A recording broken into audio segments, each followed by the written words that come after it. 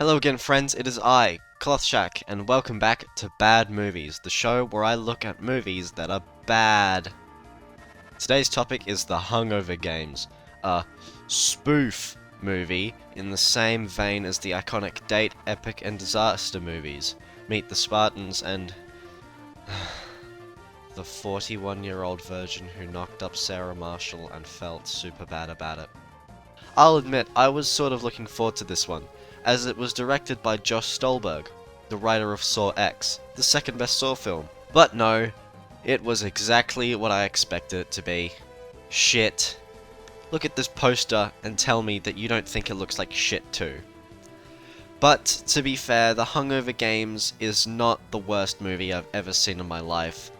Unfortunately, I did sort of non-ironically chuckle at some things that it does, but don't be mistaken. This movie is still utter shit. It's just not as terrible as something like A Shark Exorcist 2. This movie borrows from the Jason Friedberg and Aaron Seltzer book of lazy, unfunny 2000s frat bro humor, which is especially embarrassing because this movie came out in 2014. With some exceptions, pretty much every scene/joke in the movie either has someone do something gross, or a pop culture character do or say something that they wouldn't normally do, and sometimes this is combined to have a pop culture character do something gross. I will give the movie some credit though. It also has comedic genius on the level of George Carlin and Robin Williams, as it has a third thing that date, epic, and disaster movie doesn't have. It just rips off the plot of another movie. As bad as date, epic, and disaster movie are, they do at least have somewhat original plots, albeit ones that are very loose. The Hungover Games takes this a step further, and just rips off the plot of not one, but two different movies, that being The Hangover and The Hunger Games. There is not a single original element to this movie. Everything is either a really lazy pastiche of, or straight up directly ripped from another, better, more successful movie. So, anyway, let's get into the plot of this quote-unquote movie. The Hungover Games is, as the name implies, a parody of both The Hunger Games and The Hangover. By parody, I of course mean that it just jacks their plots and stitches them together. We are told at the very beginning that it's 2213 AD, which will make no sense in a second. After an in media res scene, which just jacks the opening of The Hangover, we are told an uprising. Sorry, it's in all caps. There was an uprising!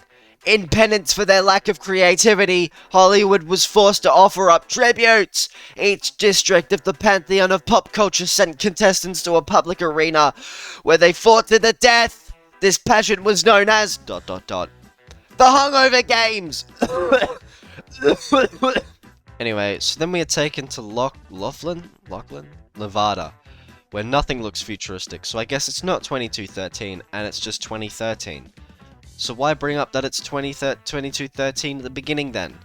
Unless they meant that the Hungover Games itself only takes place in 2213 AD. So then why not say that it's 2013 in this shot? Whatever.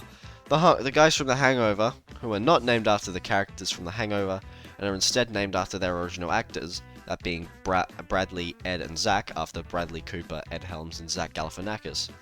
This is of course aside from Doug, who was just named Doug, and not Justin, after Justin Bartha. Fine, who fucking cares. I think they could have gotten someone better for Bradley Cooper, but aside from that, all the actors do look pretty similar to the actors they're impersonating, especially the Zach Galifianakis look-alike. The boys check into their hotel and immediately have Zach take out the Hunger Games book and talk about it. Fuck you, Josh. Ed also references the plots of the actual Hangover movies. Ew, Every time we go out, we end up blacked out and looking for somebody. Vegas, Thailand, my nephew Ruben's bar mitzvah. So I assume that this is supposed to actually be the Wolfpack, even though they're named after the actors and not the characters. Except for Doug, who is named after the character. This movie is gonna make me do more than break my monitor this time. They go to the roof because that's what they did in The Hangover, and I'm not gonna lie, seeing Zach dressed up in a straight jacket and cone did sort of get a chuckle out of me. But then he said this. Small request, you guys, could somebody scratch my nuts? And my face went straight as an arrow. One thing I forgot to mention is that Doug in this movie is gay, and the wedding that they're supposed to be going to the following day is a gay wedding. And they don't really play it for laughs beyond the initial reveal that it's a gay wedding. Like, they do make this reference. And toast Doug and Tracy. I never thought your soulmate would have an Adam's apple and a penis. But hey, life's a journey, I guess. But other than that, they're pretty respectful about it and don't take the piss like other movies would, so thank you, I guess. Then there's a sort of funny visual gag, and boom, the plot of Hangover. Again, the boys wake up in a ruined hotel room and can't find Doug, because that's what happens in The Hangover! Then effing Trinket. I knew it! That means you're Effie Trinket! No, my name is Effing. Haha. Walks in. Ed tries to leave and oh no, they're on a train. I guess it's a reference to Snowpiercer. Zach's like, what? That means you're Effie Trinket! Because remember, he was reading The Hunger Games. And she corrects him because, remember, her name is effing Trinket. Haha.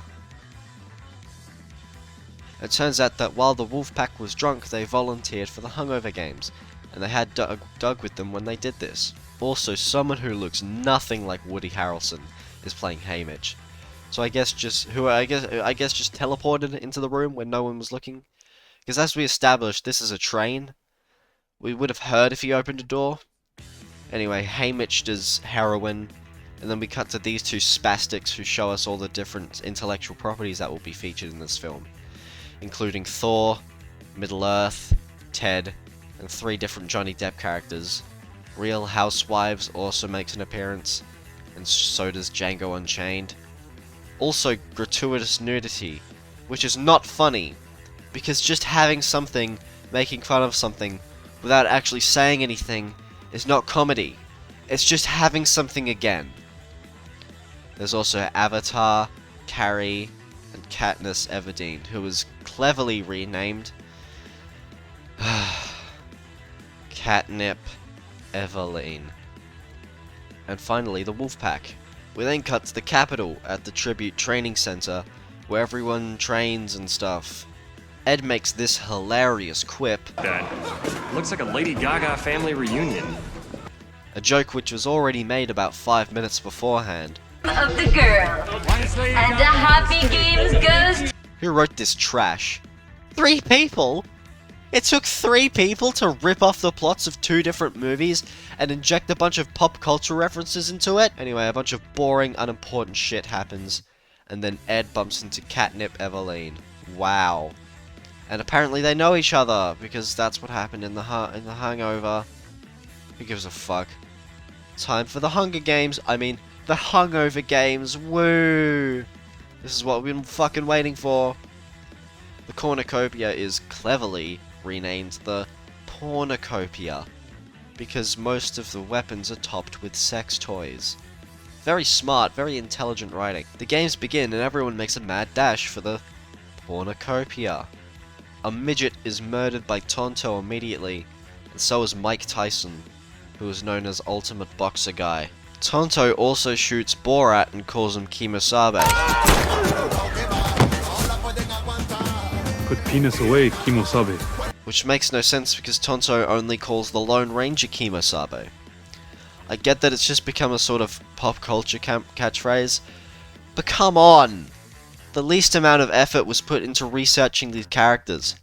I haven't even watched The Lone Ranger and I know this. It took me 4 seconds to research that. Anyway, carrying on, a bunch of other characters die and there's a creepy shot of Catnip's breast, which is super creepy because both Katniss Everdeen and Catnip Eveline are 17. This movie's not only shit, it's also pedophilic. Awesome. Django kills Calvin Candy and then gets smashed in the face with a baseball bat by easily the worst character in this movie, Ted. I can't really explain why Ted is the worst character, just watch this scene. Oh, G-bag, yeah, bag, bag. Please stop, please stop. Wait, you want some fucking lemon? Yeah, bag it up. Yeah. Fuck this movie. Ed and Bradley escape and run into Leslie Chow, played by someone who looks nothing like Ken Jeong. A truly dreadful scene plays out, and it's night time. Ed and Bradley watch as Tonto betrays his fellow Deps, And then, oh no, Zach's with the evil guys, because that's what Peter did in the Hunger Games. And fuck you if you think that the writers should come up with an original idea for once. They fall asleep and wake up to the little girl who was with Catnip pelting rocks at them. She points at a hive of swagger jackers, which are just Hunger Games tracker jackers. But instead of doing whatever it is the tracker jackers do, they jacked their swag? I don't know. They dropped the hive on the bad guys because that's what Katniss did in the Hunger Games, and scene's over. Fuck you. The boys get away, and the one funny visual gag in the for like the rest of the movie is told. They pass out because they got stung by the wasps too, and Ed has a really creepy dream about the 17-year-old Catnip Eveline. I'm only 17. What? See? Ha ha ha ha, get it guys? Pedophilia. Anyway, this happens, and we're in a cave now. It turns out that Zach was with the bad guys because he was peer pressured into it. Swagger bomb. Ingredients: aloe, palm oil, and Kanye West extract. Tastes just like the real thing. Yeah, like you'd fucking know. Anyway, the gang is happened upon by the Real Housewives, and they talk for a bit, but then Carrie finds them and just, like, sets them on fire. They just sort of stand there and take it instead of fighting back, even though they outnumber her, but sure, who fucking cares? Why am I asking for logic in the Hungover Games? We cut to, President Snowbalmer, ha ha ha. He and Seneca Crane talk about some fucking shit for what feels like eternity. People won't notice the crap we peddle out. Sequels, remakes, spoofs. Ha ha ha! Get it? Because this movie is a spoof. Self-referential and self-deprecating humor is so funny! Back to the Wolfpack, they're walking through the bush, and Zach reveals that the air fresheners that were mentioned at the beginning of the movie were poisonous. Ed reads the label, and it says, may cause transportation to futuristic dystopia. Okay, so it was 2013 at the beginning, and they've been transported to 2213, and it's a different dimension, or whatever. Fine, at least we got an answer to that. They have a screaming match and part ways, and this person who was blending in with the trees radios something, probably to the bad guys. Zach stops to take a piss, and gratuitous nudity. Can't show that on YouTube. He gets hypnotized by a Na'vi lady and gets in the hot tub, but oh no, it's Tonto and Thor. Tonto shoots the Na'vi in the head, and just as Thor is about to kill Zach, Catnip and the little girl show up and save him. Back at the ranch, the whole system shuts down for some reason, but don't worry, Chow fixes everything. What's the point of that scene? Well, I haven't the faintest idea. Ed and Bradley drink some water, and Seneca Crane announces that more than one person can win the Hungover Games. Because that's what happened in the Hunger Games! They realize that they need to find Zach, so they call the bird. Just roll with it. Who cares at this point? The bird has this fucking zinger of a line. A little birdie told me. And by a little birdie, I mean a chickadee who gave me a beak job. You wanna find this overgrown garden gnome? Yeah. And they go and start looking for Zach and Catnip. They find them, and Ed pervs on the underage Catnip again. More unfunny, really creepy jokes. Moving on. Little girl gets fucking smashed in the head by Thor, and Ed snipes Thor with a slingshot. Not sure how a slingshot defeated the God of Thunder, but I've just given up. Anyway, little girl's dead. They two in the pink, one in the stink/Nazi salute the girl, and next! Seneca Crane announces that there will be a feast of some sort. We are looking for a competitor named Harry Balzania. Laugh! They return to the pornocopia and see a phone, which they can use to call the wedding. Ed goes down to the phone to get the phone, but gets gotcha'd by Carrie, who almost kills him, but then she gets annihilated by Zach, who, I guess, she just didn't see? Even though there was literally no way she could have not seen him coming. Ted returns, unfortunately, and these two puppets say nothing funny. Fight scene! Oh yeah! Zach throws the puppets and then tosses his paperback copy of The Hunger Games at them, and it just fucking explodes. Sure, whatever. Ted is about to kill Ed when Catnip arrives just in time and nails him in the penis. Fuck me! Right in the schmatz. That's painful. Catnip is injured though. I guess she fought Tonto off screen. Anyway, she dies, but not before we get a glimpse of her underage breasts. Stay classy, guys. The gang tries to call the wedding, but because we needed to pad out the runtime just a little longer, they connect to someone doing a bad Liam Neeson impression, who says exactly what you think he'd say. Go on. I'm not even going to play what he says, because we all know exactly what he says. Anyway, Bradley calls the wedding again, and while the opening scene of the film plays out off screen, Ed and Zach talk, and something that Zach says makes Ed realize where Doug is. The tubes! They never saw him come out of the tubes, so obviously he must still be in his tube. Anyway, he's not in his tube, he's behind them. The gang is reunited for about 20 seconds before Seneca Crane announces that the rule that allowed for multiple people to win has been rescinded. So they get ready to fight when Zack convinces them all to commit suicide instead of killing each other using some poisonous berries. So they eat the berries and then, get this, it was all a dream. It was all a shared dream.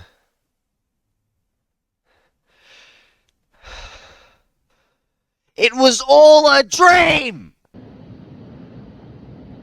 Ah! Are you taking the piss? A dream ending? All that misery? You're just gonna tell me it was all a fucking dream? Ah! And then the Wolfpack makes it to the wedding, and the movie ends.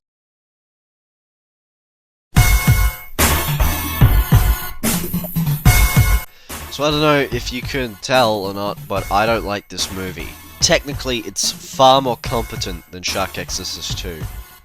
But like, that scene 20 seconds ago where I went out into a field and screamed is more technically competent than Shark Exorcist 2. So it's not a high bar to pass. The scenes in this movie do exist to serve the narrative. And aside from like the President Snowbama scene and the scene where Ken Jeong fixes the computers, there's no like ziplining scenes where a movie just disrespects your time by showing you something so inconsequential to the plot that if it were to be removed, nothing would be lost. Like the scene in Shark Exorcist 2, where they go ziplining. So, the Hungover Games does not really have a ziplining scene. What it does have, however, is zero comedic value. Comedy movies are supposed to be, like, funny, and there's nothing worse than a comedy movie that isn't funny. It's truly the worst type of movie. A bad drama or a bad thriller is infinitely better than a bad comedy, because the worst they can be is boring. Bad comedies are on another level of insulting, because they're really trying to elicit a genuine laugh out of you, but they just fall flat on their face. There's a reason why human beings cringe so hard at something like someone bombing at stand-up, for example. There's just something so inherently cringeworthy about bad comedy. It makes me feel really bad for everyone involved in the production of this movie.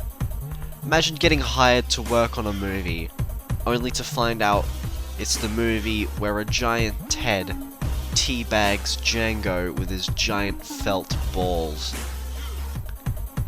Anyway, this has been my review of the Hungover Games. Like the video if you liked it, dislike it if you didn't, and subscribe on the way out if, you want to see more episodes of bad movies. I'm clothshack, and I'll see you in the next one. Bye!